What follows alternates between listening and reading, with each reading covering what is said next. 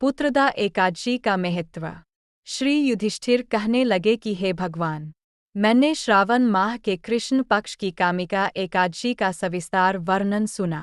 अब आप मुझे श्रावण शुक्ल एकादशी का क्या नाम है, व्रत करने की विधि तथा इसका महात्म्य कृपा करके कहिए।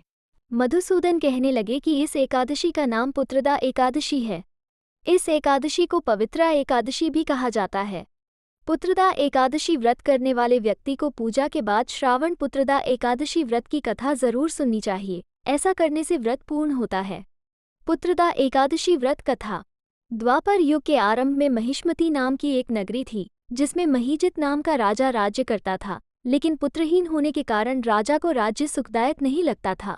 उसका मानना था कि जिसके संतान ना हो, उसके लिए ये लोक और परलोक दोनों ही दुखदायक होते हैं।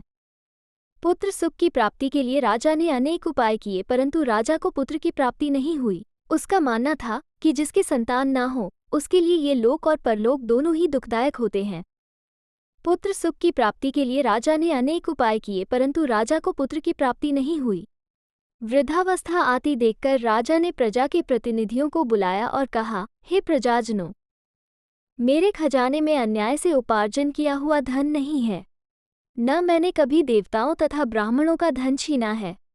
किसी दूसरे की धरोहर भी मैंने नहीं ली। प्रजा को पुत्र के समान पालता रहा। मैं अपराधियों को पुत्र तथा बांधवों की तरह दंड देता रहा। कभी किसी से घृणा नहीं की। सबको समान माना है। सज्जनों की सदा पूजा करता हूँ। इस प्रकार धर्मयुक्त राज्य करते हुए भी मेरे पुत्र नहीं है, सो मैं अत्यंत दुख पा रहा हूँ। इसका क्या कारण है? राजा महीजित की इस बात को विचारने के लिए मंत्री तथा प्रजा के प्रतिनिधि वन को गए। वहां बड़े बड़े ऋषि मुनियों के दर्शन किए। राजा की उत्तम कामना की पूर्ति के लिए किसी श्रेष्ठ तपस्वी मुनि को देखते फिरते रहे। एक आश्रम में उन्होंने एक अत्यंत वयोवृद्ध धर्म के ज्ञाता, बड़े तपस्वी, परमात्मा में मन लगाए हुए निराहार, जितेंद्रिय, जितात्मा, जितक्रोध, सनातन धर्म के गूढ़ तत्वों को जानने वाले, समस्त शास्त्रों के ज्ञाता महात्मा लोमश मुनि को देखा, जिनका कर व्यतीत होने पर एक रोम गिरता था। सबने जाकर ऋषि को प्रणाम किया। उन लोगों को देखकर मुनि ने पूछा कि आप लोग किस कारण से आए हैं? निसंदेह मैं आप लोगों का हित करूंगा। मेरा जन्म केवल दूसरों के उपकार के लिए हुआ है, इसमें संदेह मत करो। लोमश ऋषि के ऐसे वचन सुनकर सब लोग बोले, हे महर्षि, आप हमारी बात जानने में ब्रह्मा से भी अधिक समर्थ हैं, अतः आप हमारे इस संदेह को दूर कीजिए। महिष्मतीपुरी का धर्मात्मा राजा महीजित प्रजा का पुत्र के समान पालन करता है, फिर भी वो पुत्रहीन होने के कारण दुखी है। उन लोगों ने आगे कहा कि हम लोग उसकी प्रजा हैं, अतः उसके दुख से हम भी दुखी हैं। आपके दर्शन से हमें पूर्ण विश्वास है कि हमारा ये संकट अवश्य दूर हो जाएगा, क्योंकि महान पुरुषों के दर्शन मात्र से अनेक कष्ट दूर हो जाते हैं। अब आप कृपा करके राजा के पुत्र होने का उपाय बतलाएं। यह वार्ता सुनकर ऋषि ने थोड़ी देर के लिए नेत्र बंद किए और राजा के पूर्व जन्म का वृतांत जानकर कहने लगे कि यह राजा पूर्व जन्म में एक निर्धन वैश्य था। निर्धन होने के कारण इसने कई बुरे कर्म किए। यह एक गांव से दूसरे गांव व्यापार करने जाया करता था। एक समय ज्येष्ठ मास के शुक्ल पक्ष की द्वादशी के दिन मध्याह्न के समय जबकि वह 2 दिन से भूखा प्यासा था, एक जलाशय पर जल पीने गया। उसी स्थान पर एक तत्काल की ब्याही हुई प्यासी गौमाता जल पी रही थी।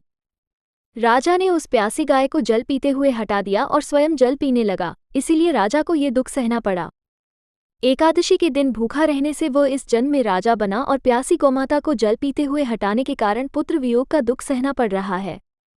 ऐसा सुनकर सब लोग कहने लगे कि हे ऋषि, शास्त्रों में पापों का प्रायश्चित भी लिखा है, अतः जिस प्रकार राजा का ये पाप नष्ट हो जाए, आप ऐसा उपाय बताइए। लोमश मुनि कहने लगे कि श्रावण शुक्ल पक्ष की एकादशी को, जिसे पुत्रदा एकादशी भी कहते हैं, तुम सब लोग व्रत करो और रात्रि को जागरण करो, तो इससे राजा का ये पूर्व जन्म का पाप अवश्य नष्ट हो जाएगा, साथ ही राजा को पुत्र की अवश्य प्राप्ति होगी। लोमश ऋषि के ऐसे वचन सुनकर मंत्रियों सहित सारी प्रजा नगर को वापस लौट आई और जब श्रावण शुक्ल एकादशी आई तो ऋषि की आज्ञानुसार सबने पुत्रदा एकादशी का व्रत और जागरण किया। इसके पश्चात द्वादशी के दिन इसके पुण्य का फल राजा को दिया गया। उस पुण्य के प्रभाव से रानी ने गर्भ धारण किया और प्रसवकाल समाप्त होने पर उसके एक बड़ा तेजस्वी पुत्र उत्पन्न हुआ। इसलिए हे राजन, इस श्रावण शुक्ल एकादशी का नाम पुत्रदा पड़ा। अतः संतान सुख की इच्छा हासिल करने वाले इस व्रत को अवश्य करें। पुत्रदा एकादशी के महात्म्य को सुनने से मनुष्य सब पापों से मुक्त हो जाता है और इस लोक में संतान सुख भोगकर परलोक में स्वर्ग को प्राप्त होता है। बोलो लक्ष्मी नारायण भगवान की जय, बोलो ऋषि मुनियों की जय, बोलो गौमाता की जय।